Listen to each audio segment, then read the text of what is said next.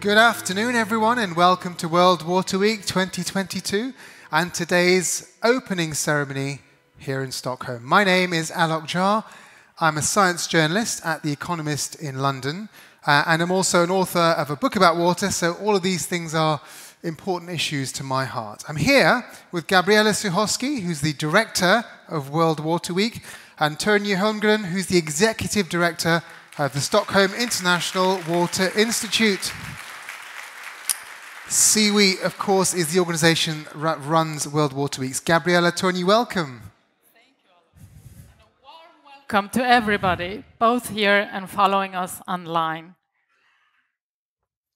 It's fantastic to see this hall being filled with World Water Week goers. And Gabriela, you told me the other day that out of the 2,000 people attending World Water Week, 50% are newcomers to World Water Week. So welcome on site, but also welcome online, all online viewers. And from now on, you can follow us both online and on site, of course. That's one of the most exciting new things, Gabriela. The format is new this year, isn't it? Yes, we're very excited about the new format, hybrid format. And the idea is to draw from the best of a virtual conference and a physical conference. Because World Water Week is intended to be this global meeting place. And of course, online makes that a lot easier.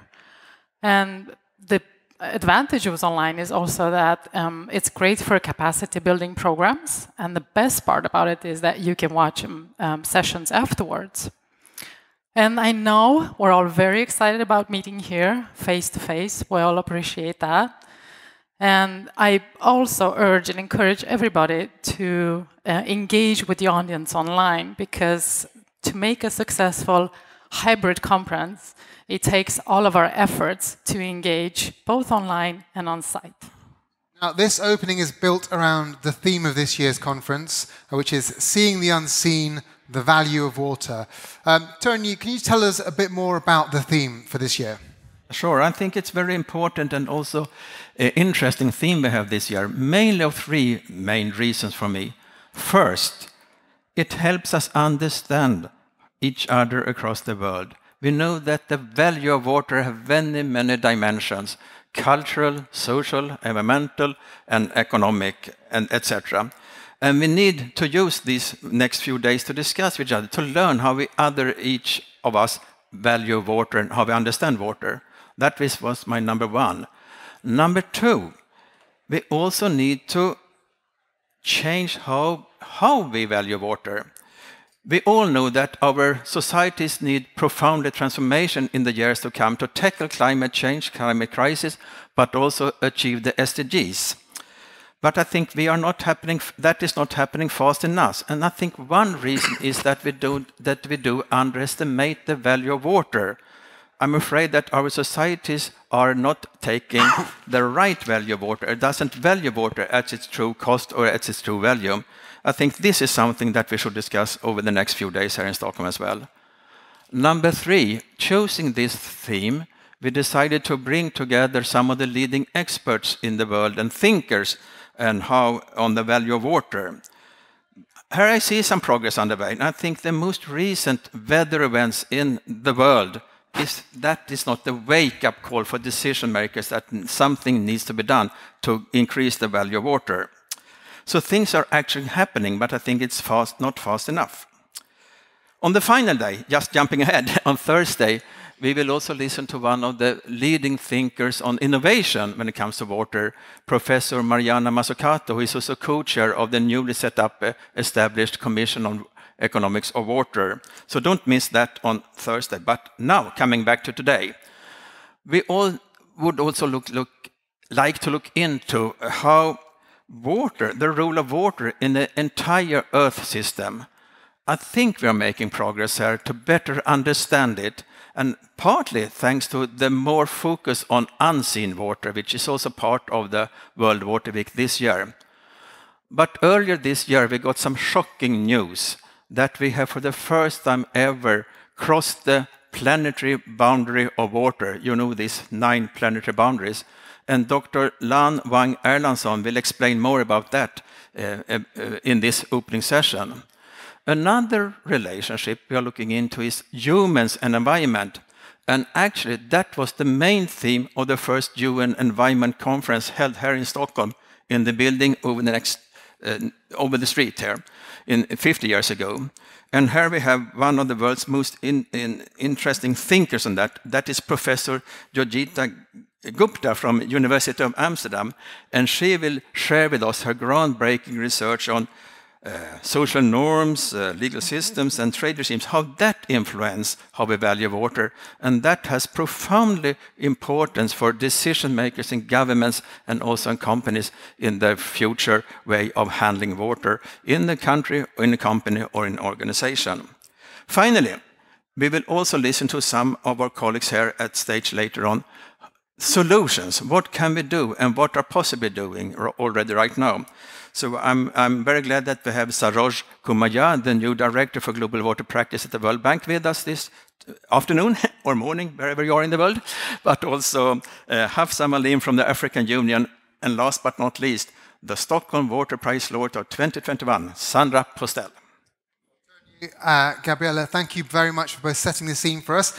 After this opening, it does sound like we're going to have a much better idea of all the challenges we face, but also hopefully many of the solutions too. So thank you very much.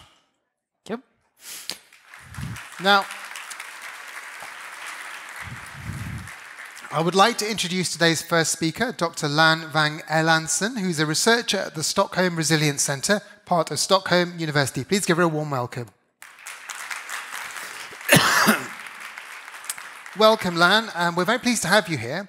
Now, Lan is a researcher at the Planetary Boundaries Research Lab, where she focuses on Anthropocene dynamics. Lan, now we heard Tonyi there mention some quite worrying findings from your group. We'll get to that, but can you just explain to me the concept of planetary boundaries first? So the Planetary Boundaries framework was developed around a decade ago to describe a safe operating space for humanity to thrive in. The framework highlights in particular 9 critical Earth system processes that our civilization is dependent on. Freshwater, as a bloodstream of the biosphere, is one of these 9 Earth system components represented in the framework. We can see the planetary boundaries as guardrails to dangerous human pressures. By staying within them, humanity can ensure that the Earth system remains stable, habitable, that is within the conditions that made our civilization possible in the first place. So I'm talking about the conditions of the past 12,000 years of the relatively stable Holocene climate that made it possible to cultivate crops. Now, we have never, as societies, experienced an Earth system outside these conditions, not at a planetary scale. Now, earlier this year, your team published a scientific study suggesting that fresh water has now exceeded the planetary safe limit. That doesn't sound good. What does it mean? So this is the 6th boundary out of the total 9 to be transgressed. And what it implies is that human disruption of the Earth's freshwater cycle now are so great that it potentially put the long-term habitability of the planet at risk. So previous assessment focused primarily on the consumptive water use from rivers, lakes, and aquifers. But this time, we looked at the fraction of land surface on Earth that are unprecedentedly dry or wet. So what we found is that this abnormal soil moisture are incredibly widespread and, importantly, at an increasing risk of destabilizing ecosystems, weather systems, turning carbon sinks to sources, and so forth. So for these reasons, our assessment came to the conclusion that changes to green water, the soil water available to plants, now transgress a planetary safe limit. So how worried should we be? Can you give us a sense of that? So I am deeply concerned, and I think the scientific evidence out there gives us very good reasons for why everyone else should be worried as well. Societies, of course, have always struggled with too much water, too little water, but the sheer scale of severe freshwater cycle changes that we are now witnessing is beyond that. It's now interacting with other human pressures such as biodiversity loss, climate change, soil erosion, pollution, and so forth, and now setting damaging changes in motion that are difficult to limit and to reverse. I'll give you a few examples. One is how climate change and deforestation in the Amazon forest now is making it drier. And drying and dying trees are bad at generating rainfall and bad at capturing carbon. The state of the art of research now tells us that Amazon forest's ability to capture carbon is on the decline, and within the next decade will start absorbing carbon instead. Another example is that of methane, a greenhouse gas that is 28 times more potent than carbon dioxide. And for some years now, the concentration of methane in the atmosphere have been soaring, and we have not been sure why, but recent research now indicates that water might be a key player in this game too. Climate change and human direct disruption of freshwater systems seem to be one of the leading causes of these increases in methane emissions, which will in turn aggravate climate change, starting a vicious cycle. So if we see more of this self-amplifying feedbacks triggering them, our sustainability actions will be running uphill. We are literally turning nature against us. Okay, I mean, these are some serious global problems, but start talking to us a bit about solutions. What can anyone do about any of this at different levels? So I think this year's theme of the World Water Week on the importance of unseen water hits the nail right on the head. In order to prevent this kind of tipping point, in order to limit warming to 1.5 degrees, we do have to start seeing and valuing the unseen water, including soil moisture that all life on land depends on, including water in the atmosphere that make up our weather, and including water such as peatlands in remote places that hold on to enormous amount of carbon. And also, it would also serve us well to start accounting for and working with the numerous links, interactions, and feedbacks between water, nature, and human. So in the Anthropocene, with all its hyperconnectivity, it basically means that food is water, energy is water, health is water, technology is water. Everything is connected to water, and water connects back to everything else. So I think this year's theme of the Water Week is addressed so timely, so important. And the answer to your question, what can we do? It's right here with all participants of the conference. Seeing the unseen water is incredibly important because of the theme of the conference, but also as a way to start to understand where to apply pressure, I guess. Lan, thank you so much. There's so much more I'm sure you have to say, but that's all we have time for right now. You've really helped us to see the value of water in a new way, and including the importance of all that unseen water. So thank you very much indeed. Thank you so much. Next, we will focus on the link between the environmental and social aspects of water in the Global South. Professor Joyeeta Gupta from the University of Amsterdam is one of the world's leading thinkers on this. For example, how to think about how colonial-era legal systems make effective water governance very difficult. Can I ask you to give her a warm welcome, Joyeeta?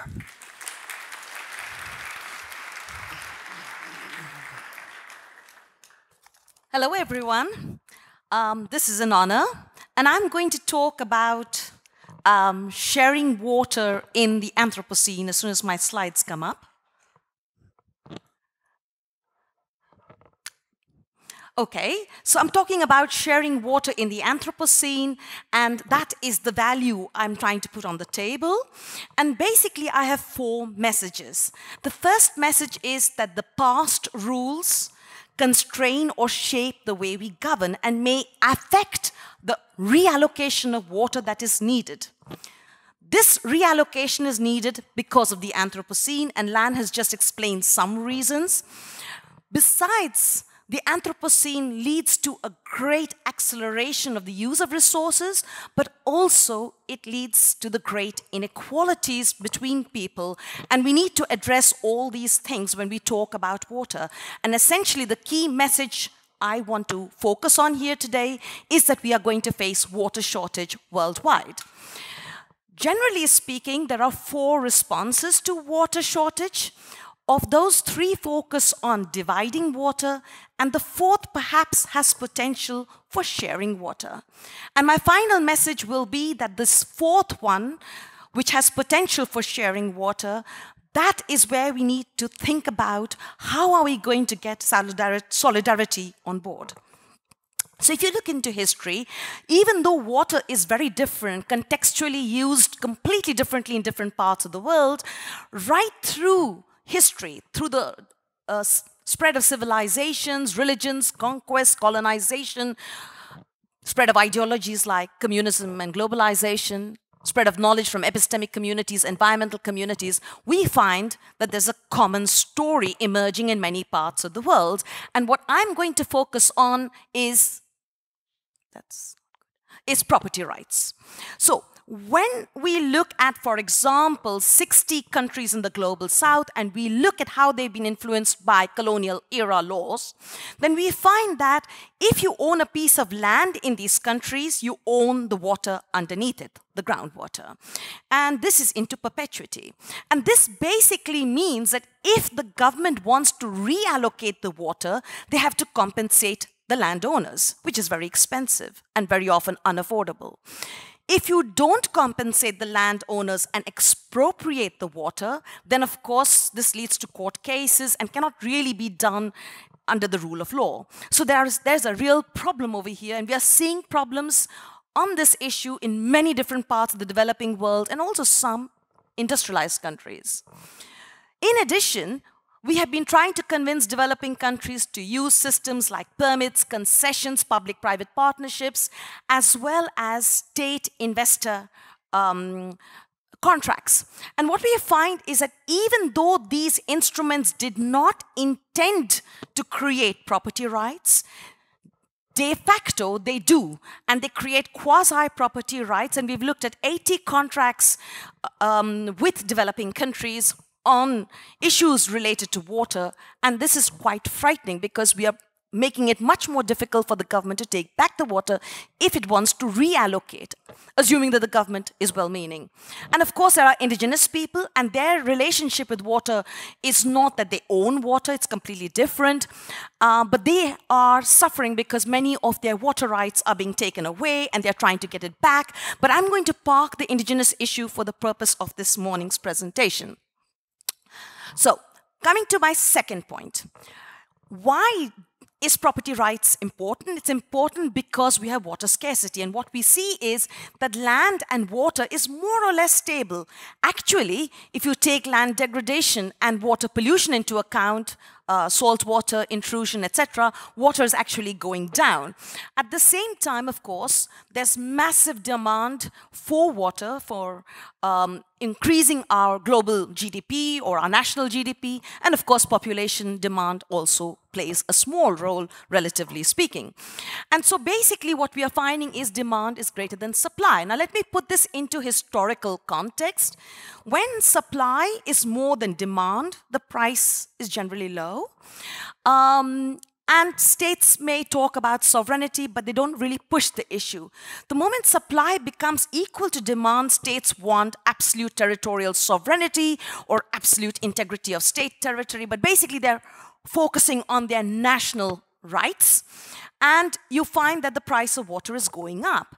We have now reached the situation that we have closed basins in many parts of the way, and especially if we want to reserve water for nature, then we have a super closed nations or basins. And what you're seeing at the 2050-2030 agenda is that countries insisted on going back to full permanent sovereignty over water. So they really don't want to share anymore. And water also moves from low returns like a glass of drinking water to a high return like a golf field where you can make lots of profits. And this, at this point of time, you're seeing the price of water is becoming much higher. And what we need to move towards is a world in which we reopen basins worldwide, we reopen green and atmospheric water, we make enough water available for nature, but this means that the price of water might go right through the roof and become completely unaffordable for more than half the world population, which lives on less than $5.50 per day. So basically, we need to move to a sharing and solidarity norm. And when you have shortage, there are essentially 4 types of discourses. The first discourse is your neoliberal capitalist discourse: price water, use markets, privatize. And a lot of this is done through confidential contracts. And when those contracts fail, then there are confidential arbitration proceedings. And this is really quite worrying. Another option is hegemonic power, where states say we're not going to share water with our neighboring states, and they go back to absolute territorial sovereignty or full permanent sovereignty, as I mentioned before. And they also securitize water. They don't want to share water data with each other, and so on and so forth. And then you have polycentric systems which say, okay, there are multiple actors, multiple approaches, let's go for self-management and experimentation. Now this is fine, except that it doesn't really touch head-on to the issue of access to water and allocation or reallocation of water. And my gut feeling is that we need to move to a world where there are more rules, more constitutionalism, more focus on how do we share water with people, and how do we limit the role of the market with respect to water. So why am I so critical about the market? It's not because I don't like the market, it's simply because I think in the area of natural resources, and especially water, when it is scarce, price goes up. So water starts to move from low returns issues to high returns issues. So as I mentioned earlier, from drinking water, say, to golf courts. And this makes it unaffordable to the poor. And so price recovery in wash schemes becomes increasingly difficult to achieve, especially if you want to talk about proper sanitation schemes with sewage coverage. And this prevents also the poor from accessing water for their small-scale businesses. And if the government wants to subsidize these businesses, this also means that they have to put much more money into this process, and that also creates a major problem. So basically what I'm arguing for is that we try to develop some kind of universal constitutionalism. It's almost 100 years since the first global constitution of 1945. So maybe there's a chance now that we can start thinking about how we relate to each other within countries and between countries.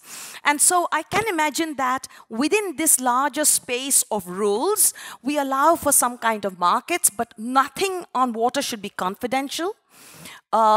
We allow for some kind of hegemony. It's impossible to do it without states, but we try to avoid securitization, we try to move away from full permanent sovereignty, and we try to allow for multiple actors, multiple approaches, self-management and experimentation. But this all within a sort of a global constitutionalism.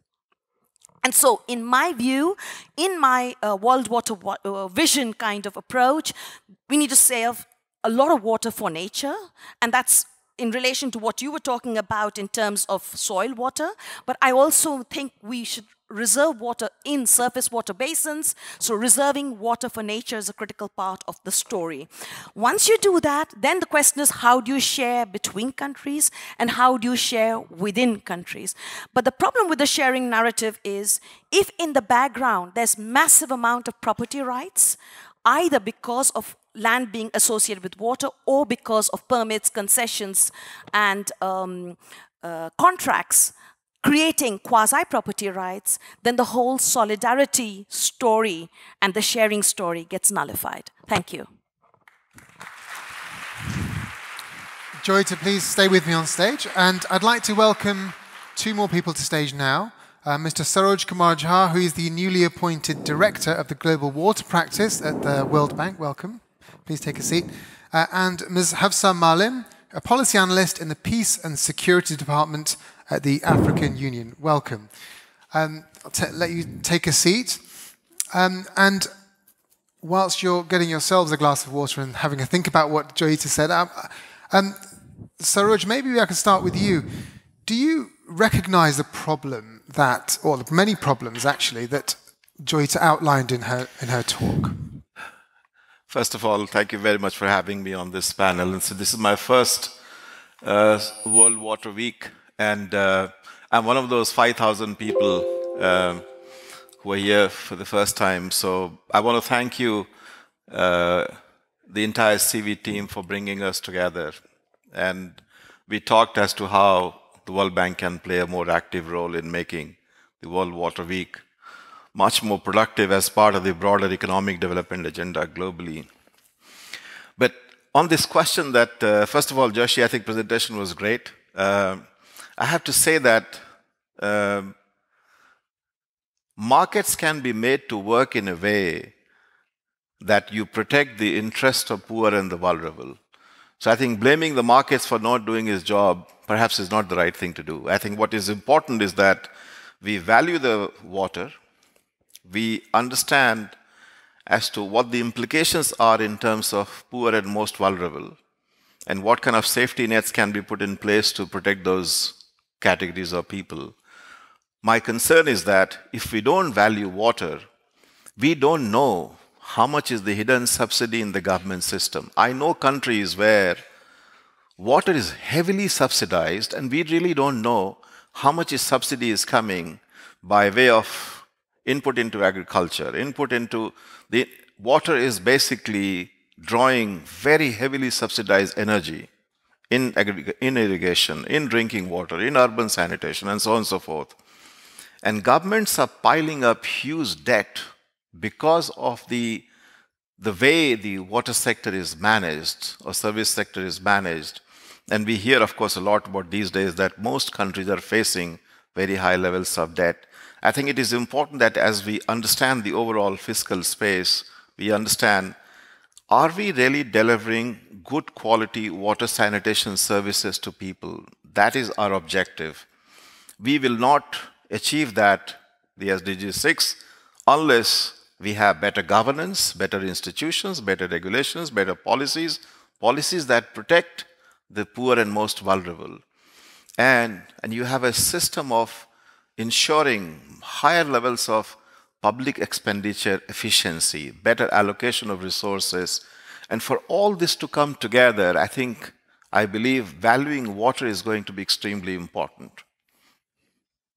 Joyeeta, I'm going to come back to you for some more comments just after we've spoken to others. But one point I'd like to pick up on there, Mr. Jha, is you talked about how markets, being negative about markets is not necessarily the answer. But then are you talking about designing those markets in a specific way or regulating them in some way? What's the sort of the solution you're hinting towards or aiming towards there?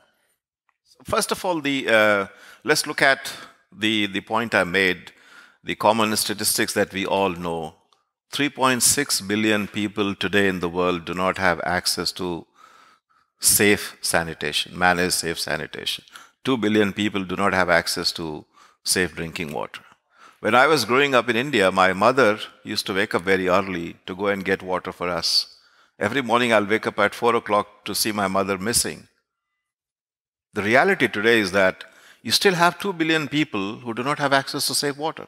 In Africa, in South Asia, in East Asia, in developing countries. Now for all this and this cannot wait, this agenda cannot wait. Because this has a huge human and economic cost. Now this will require massive investments. Our analysis says you need close to $150 billion a year for you to be able to achieve the SDG 6 targets we have.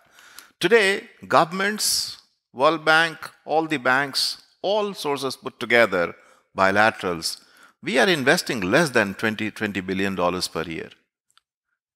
So which means it's going to take many more years to be able to realize the dream of SDG we have. So which means you need to create space for private capital to come in. And private capital comes in when you have a level playing field. You have basically a regulator in place which protects the interest of people, all the players involved in the process. And I think the point Joyce was making is that, yes, often when the market forces come into play, it does create challenges in terms of affordability for poor and vulnerable population. And that is why you need a strong safety net mechanism in place. We've done it in so many sectors. But end of the day, for overall public finances, it's better to give less subsidy in water and energy and agriculture and target those resources actually to the people who really need them. There's no point subsidizing water for everyone or for that matter, electricity and other services. So that is how we see what we call a systems approach to building a much more efficient, transparent, accountable water institutions. And of course, there is an advocacy in terms of how water is seen more broadly as very essential for countries' economic development, as growth, and for creating jobs. And I think unless we are able to make that case, including in the part of the climate debate, we are not going to be able to get more financing from the public financing limited resources we have as part of the budgets for water sector. Marlon, let's come to you. From your perspective in the African Union, do you recognize what Professor Gupta describes? No, thank you so much. I think, just to echo him first, I think is to thank Siwi for having us here today. I'm one of the 50% of the people who are new to, one of the 50% of the people who are new to the World Water Week. I'm a conflict analyst, so allow me to look at this from a slightly different perspective. When I listen to our presentation, what I hear is a problem statement, which is water scarcity. And then my first point is then to say, what are the implications of that then problem statement? And he's captured it very well. He gave us an example of the challenges he faced with his family in India. But it's the 21st century, it's 2022, and that problem of having water scarcity is not just unique to a certain population. You don't need to live in an arid or semi-arid area for you to be able to have water scarcity issues. So I think just want to take it from there, then come back to some of the things that the professor has mentioned.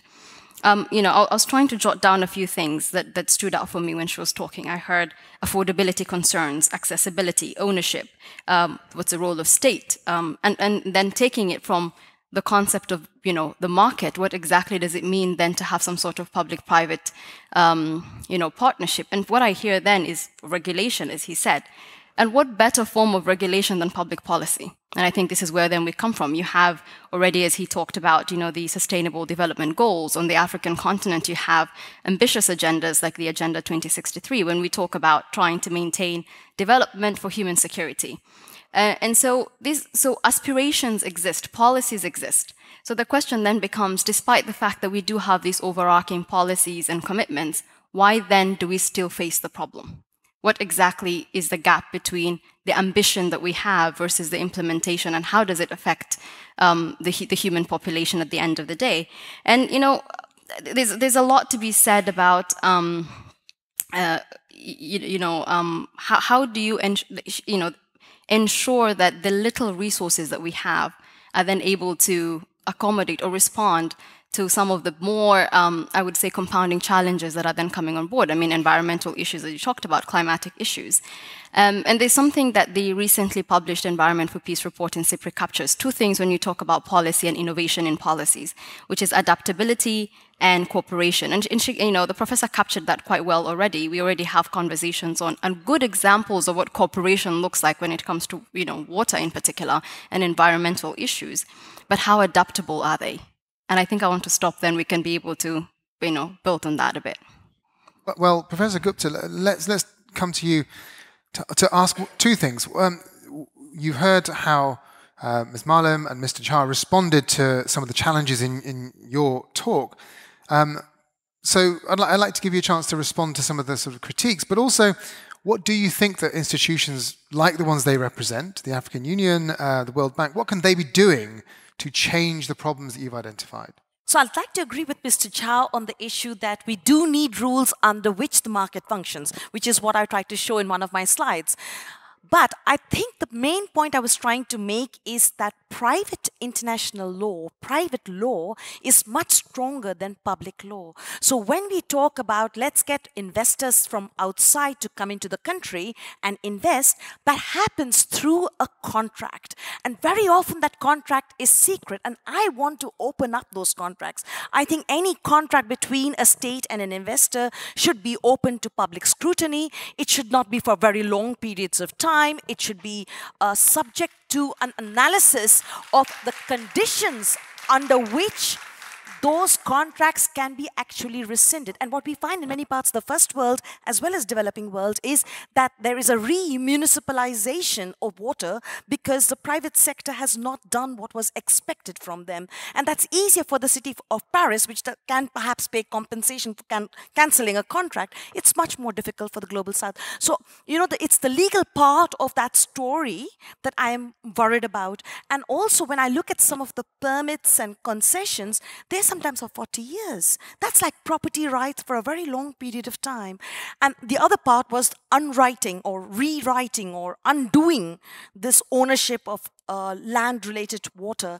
So not to ignore it, but to face it. So I think that's the critical issue, because climate change and all the planetary boundaries imply that we need to reorganize our water.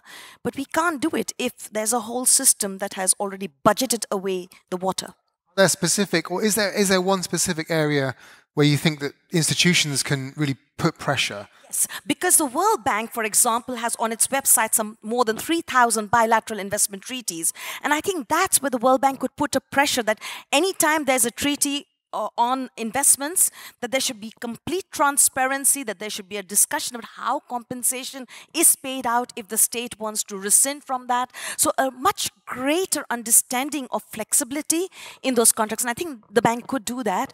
And I think in the case of the African Union, perhaps maybe greater awareness about how these secret contracts work, because they're mostly secret. I hope you're both taking notes, Mr. Jha. So first of all, I think maybe Joyeeta did not hear me properly when I emphasized the word transparency and accountability. Contracts. And I'm coming to that. Private international law. So no, I think, you know, World Bank is part of a broader system of making things happen. We are in our work emphasizing what we call open governments, open contracting, the public procurement reforms that we are supporting in countries, which is demanding from the governments to have open contracting, a very competitive process, because more competition gives you more value for money. It is very much important that people have access to that information. And this is very much work in progress. I think today you see more and more governments actually subscribing to open government partnership, open contracting. At the World Bank, we ourselves, we have an access to information policy. Everything that the World Bank does, all these agreements are in public domain. And we couldn't agree more with you that we certainly need much more transparency as we move into the domain of valuing water and start applying market principles. And that is why I was emphasizing, just before this meeting, I was part of a report that our team has done, which we launched. This is on policies, institutions, and regulations. The three pillars of getting the thing right. I think transparency, accountability is the foundational principle of that work. And you have our commitment that we will continue to push. But remember, this has to be a collective work. The civil society organizations, the bilaterals in the country, the multilaterals, and the governments who are in the room here, they have a responsibility to really be much more transparent about it. And that is what is going to help rebuild the trust in these institutions. And this applies to all of us, everybody here. So I think Joyeeta's call is very much well received, and I think we all subscribe to this. But where I have a difficulty in understanding what is being said is the solution part. That how do we get the investments we need in a country to be able to have all these billions of people who do not have access to water and sanitation? Where is that resource going to come from? This is my question. And the pathway to that I see is better policies, better institutions, better regulations, better competition framework, no more monopolies, more transparency in the contracting, so that we are able to attract both domestic private sector and the foreign direct investment in a range of areas which we think will help increase the service infrastructure in the country, also improve the quality of services through better operations and management and so on and so forth. And I see that discourse missing. If we continue to believe that water is a domain where only public sector can help find a solution, I'm afraid that we may never be able to reach anywhere close to SDG targets, because today governments are, on an average, spending only 0.5% of GDP on water.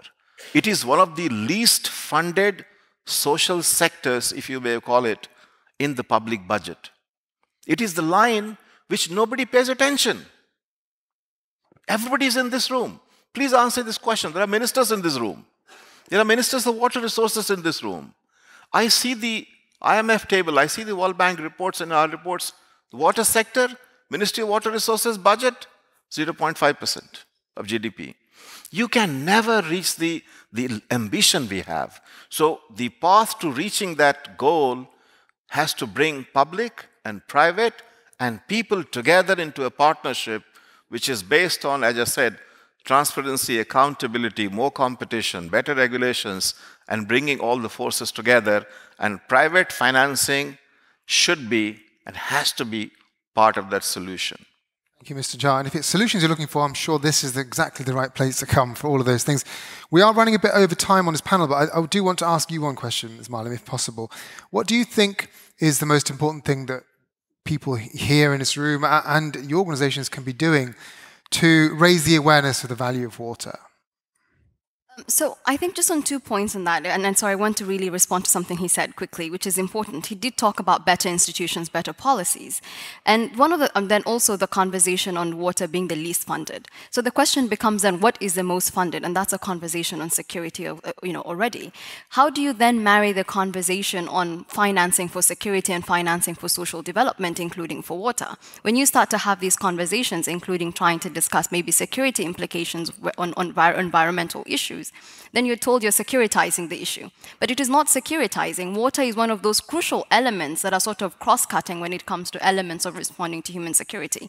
So while we're talking about making our institutions more effective, more responsive, we need to be able to create policies that are more responsive to these emerging issues. We need to make sure that our security policies at all levels are able to then cut across to speak to social, aspects, including, water management, but also, accessibility to water. And so that just takes me to the question, then what else can be done? As I said, the norms exist. The question then, the best element for it is to say, is accountability. When we talk about adaptability, or adaptiveness, but rather in policy, is to ensure that we're ingraining our, accountability frameworks into the commitments that we're making. And I think that is what both speakers are trying to say. She's saying transparency, how do we make sure we measure? He's saying we already have policies that are transparent, but the user is not necessarily speaking to that. How do we ingrain it into the policy? So that's the next level of the conversation now. We have the frameworks. We know what the gaps are. How do we embed it into the middle? And how do we make sure the resources are then redirected to speak to those that, in areas that are necessarily needed when we're talking about water scarcity, environmental responses, and most importantly, as we're having a conversation on the cascading risks of climate change and what exactly it means for access to water in various aspects. Alan, thank you very much. Mr. Jha, thank you very much. And Professor Gupta, thank you very much indeed for such a fascinating conversation. Thank you very much.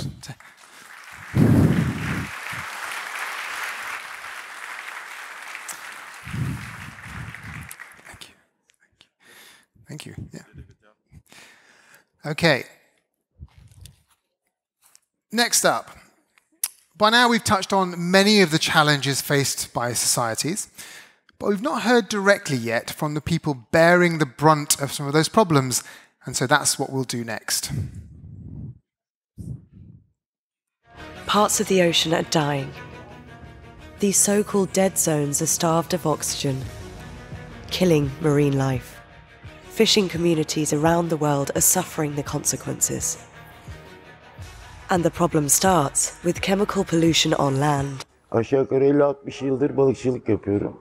Vallahi şehirleşme, ben doğma büyüme buralıyım.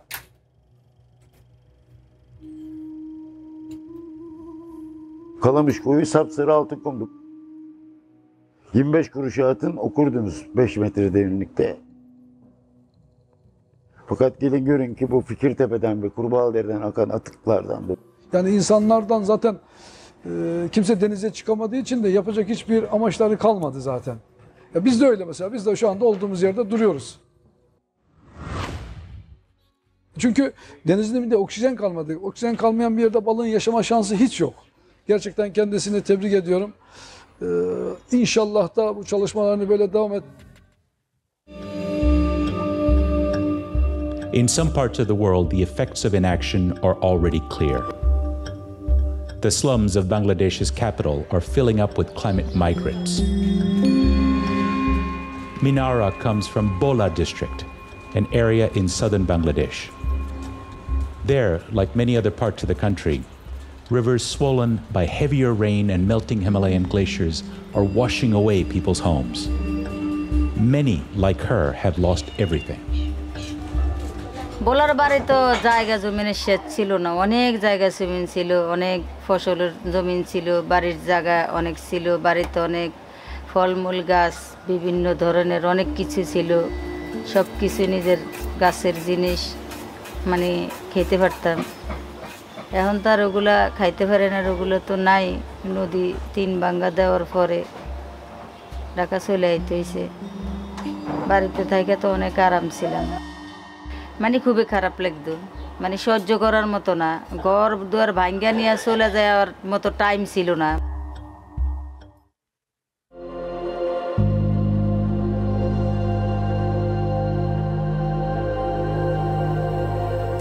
Israel Ramirez Rivera is a smallholder in Guatemala. Here, climate change is making the dry seasons longer and more severe. Digamos que esta es la mazorca más grande que pudo dar esta parcela. He depends on his crops of corn and beans, but they're getting harder to grow. Las montañas a nuestros alrededores no nos tenían casi alimentos nativos, cual ahora ya no hay, ¿verdad? Por el tema del cambio climático que viene afectando, ¿verdad? Nearly 2/3 of the smallholders in the dry corridor now live in poverty. El impacto que nos ha dado es de que a raíz de todo eso que ha venido a la desnutrición de los niños.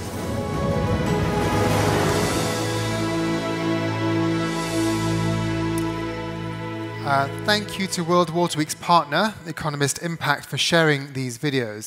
And also, of course, to Ibrahim Sivil, Imdat Dilar, Minara Begum, and Israel Rivera for sharing their experiences. Now, this is all a very strong reminder of how close the environmental and social crises are that are happening right now, and they can only be addressed by acknowledging them together and addressing them together.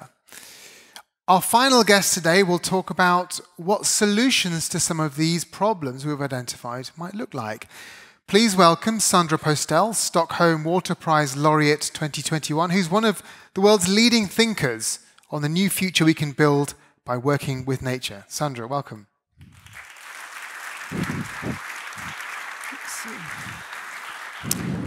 Please, now Sandra, tell us... You want me to stand? You can stand or sit wherever you like. Okay. You can wander around if you want, whatever you want. It's all on you. Sandra, you've heard everything we've heard to say so far. We've we've identified lots of problems, we've scratched upon some solutions. Tell me what you've taken away as some of the key lessons from these stories, for example. I mean, these kinds of stories are heartbreaking stories, and I think for me, they remind us that it's the most vulnerable among us, I think, that are going to experience the really severe impacts of climate change. You know, I think it's also a reminder to me that we're going to experience climate change largely through the water cycle. More floods, more intense floods, more droughts, more intense droughts, changes in water quality, glacial melting, all the things we've seen, and we all have our own stories about these things. So I think, to me, it really emphasizes the need for, you know, a pivot in how we manage water. And we're starting to make it, but we have so much more to do. And I think that pivot is really one that is about preparing us for what's coming. There's a new water world coming, preparing us for that, and really building, we use this word resilience a lot, but really beginning to build a more resilient life in this new water world. And that's adaptation and it's mitigation. You know, we think a lot about adapting our water to the world that's coming, but there's also a lot we can do to help mitigate the climate impacts. And so I think really pivoting our water management in those directions is going to be key. In your book, Replenish, you talk about solutions. You talk about solutions about the kinds of, to identify the problems we've seen. Can you talk a bit more about them? Can you give me some examples of the kinds of things that people could be doing around the world? Yeah, I think in my mind they fall into two broad categories. I would say, one is really shrinking our human water footprint. We are one species among millions, and yet we use a disproportionate share of the finite accessible water on the planet. So I think if we're going to have a healthy natural world, a healthy web of life, we do need to create space and water for that natural world. And the good thing is that there's lots we can do that we're beginning to do, but we can do a lot more of to create that space. We think about agriculture. We can begin to shift to more water-efficient crops. We can irrigate much more efficiently and only when we need to irrigate. In our homes, we can save more water. We can do better in our factories, in our industries. And I think individually, we're all consumers of water. If we think about our diets, our energy use, our material purchases, there's just a lot we can do. And if tens of millions of us shrink our personal footprint, well, we're on the way to some change. And so I think that's a first very important step that we can do. And the second category, I would say, is managing water in ways that replenish and restore the water cycle. And again, there's many examples. Thinking about the gentleman in Guatemala, if you think about soil, and I have to admit, I came late to really, really appreciating the importance of soil as part of the water cycle. But soils globally can hold 8 times as much water as all the world's rivers combined, but we're rarely managing that soil reservoir. And if we think about regenerative agriculture, planting cover crops, for example, we are expanding that reservoir and we're managing it to hold more water. We're putting carbon back in the soil. We're protecting water quality because we're holding water rather than letting it run off the farms. And so this is a really important type of solution. It's going to improve food security. It's going to improve farmland. And there's a lot more we can do. And I think to me, it's important to note something very important about those holistic solutions, is that they really start to solve the 3 existential challenges we're facing right now: water, biodiversity, and climate, simultaneously, right? We don't have time to solve those 3 existential crises in a piecemeal fashion. So these holistic solutions are really, really important. If I could cite one more, flood control is something we're going to have to deal with more and more and more, as we saw in the video in Bangladesh. And if we think about our options, there are many. Do we raise the levees higher? Do we raise the dams higher to capture that floodwater? Or, in some cases, can we strategically reconnect the river to its floodplain? Well, that's a natural solution that helps restore that water cycle. And again, it's dealing with all 3 of those existential crises at the same time. We are putting carbon back in the soil, mitigating climate change. We are replenishing groundwater, which we're going to hear more about during this conference. And it's restoring habitat for fish and wildlife, and it's holding that water in place for the next drought that comes. So I think these holistic solutions are so important right now, and there's so much more we can do. So they sound like things where you can solve 3 environmental problems all at once, which is probably a good thing. But can I ask you about the first bucket of ideas that you just mentioned there, where you talked about how we can all reduce water footprints by becoming aware of everything. I mean, this is probably the wrong audience for this question, but I want you to think more broadly to society. Are people quite unaware of the water footprint and the amount of water they're using to then be able to then do things about reducing it? I think there is a lot more awareness we can raise about this. There's still a tendency to think about water as what's coming out of the tap, right? When all of us knows, but it's hard to remember, that everything in this room takes water to make. The piece of clothing I'm wearing can take hundreds of liters of water to make, sometimes thousands of liters of water to make. So I think there's a lot of awareness raising we can do. When I talk to people about water footprints, you can sometimes literally see the jaw drop when you say how much water it takes to make a pair of shoes or a pizza that you're going to have for dinner. And so I think that awareness raising is really key. And then what you find is you have to be careful not to make people feel guilty about it, but what I find is that people then feel empowered to do something. You know, water is often left to the engineers to solve, and engineers do a great job of solving it. But we all have to get involved, and I think people are looking for ways to get involved. And so I think this personal water footprint is a way everyone can realize, I can do something. I can look at my diet. I can look at my energies. Water is everywhere. I can save some. And I think that's a very powerful thing to do. And the more we talk about it, the more change, I think, is going to happen. I agree. And it seems as if people are becoming more aware, of course, then can pressure politicians and others to do more as well. A final question for you. Of the solutions you talked about already in agriculture and other places, it's one thing to come up with a solution, but then how do you scale it up to meet the need of the challenge? I mean, we're talking a global challenge. Individuals can sometimes feel powerless. Maybe even countries feel powerless to do anything about it. How do you scale these things up? Are these things scalable? Yeah, that's a good question. I think part of it is this awareness raising, that there are these holistic solutions. We know that they exist, and we do need to scale them up. So I think raising awareness about that is important. Raising awareness that water solutions are also biodiversity and climate solutions, right? These holistic solutions we're talking about deal with both of those at the same time, which is going to raise more investment in water solutions if they're seen as solving these problems simultaneously. So that's important. I would say another one is kind of getting out of our professional silos. You know, we're all kind of trained and educated in certain areas. But I think the important thing is to collaborate across our disciplines, getting out of those silos. We need engineers and ecologists and farmers and conservationists and businesses all working together to create solutions, to implement them, and begin to take them from pilot projects to real larger scale initiatives. And again, we're seeing this happen, but there's a lot we can do. And this is where World Water Week is so important. There's a lot we can do in terms of collaboration, new ideas, bringing people together at this conference, both here this week and those of you who are joining from wherever you are. There's a lot of collaboration and new projects and programs that can get a lift here. So I'm excited about that. Sandra, thank you very much. It's incredible to hear you being so inspirationally constructive, which is good, which is exactly the mood you want at the beginning of a conference like this.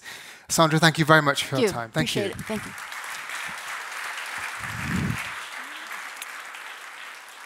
Okay, so let me welcome back Gabriella to the stage to tell us a little bit more about what the rest of this week's World Water Week will look like. Gabriella. Is this on? Now it is. Thanks to all the speakers who participated in this opening session for the knowledge and the inspiration that you provided here today. Very concrete examples. I hope we all feel inspired to get working to some of these solutions, and that's what really World Water Week is all about now, is the collaboration and the solutions that we can come forward. And of course, the rest of the week will be learning about other ways, many other ways, on how to value water and to bring those solutions forward. So once again, I urge you to collaborate online, on-site, connect with the true global hybrid conference that we're trying to create here, because ultimately all of our goal is to make water become the tool where we actually achieve change. Okay, and what else can we expect to see? So today, there's going to be 2 more high-level panels that I'll be moderating this week. So tomorrow at 2 o'clock, I hope to meet many of you here on center stage for a high-level panel on international policy. There'll be incredible speakers there. And on Wednesday, a high-level panel on climate and peace. Right, and right here on the very center stage, we'll have the Stockholm Junior Water Prize ceremony tomorrow evening. That's a very inspiring event. The Stockholm Water Prize seminar on Wednesday morning. And of course, there'll be much more inspiring sessions at the CV Corner. You'll meet some of our own experts presenting solutions, and daily wrap-ups where we summarize the days and allow time for reflections right here in this room.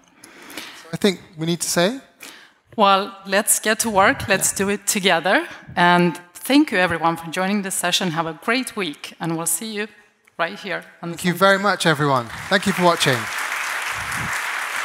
Thank you all.